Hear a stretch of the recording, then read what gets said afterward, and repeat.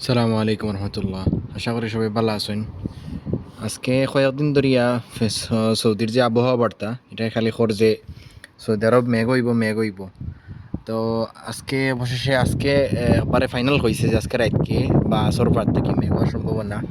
এখন বাজে আমরা এখানে এগারোটা হয়েছে। 11টার সময় দেখো কাশমানের অবস্থা, খুব বেশি মেঘ জমা হয়েছে।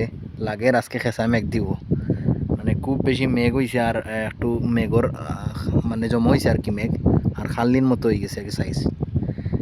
লাগের যে মেঘ দিব আসর বাদে, দেখা যাক, আল্লাহ কারিম। তা বোঝা যায় না সৌদি আরব মেঘর কথা ডাকটু দিয়া এর বাদে বন্ধ হয়ে যায় একটা ধরি বাদে, আর মেঘ উগায় না। মানে আজকে একটু দেখা যায় একটু বেশি খালা হচ্ছে, হয়তো মেঘ আইতে পারে।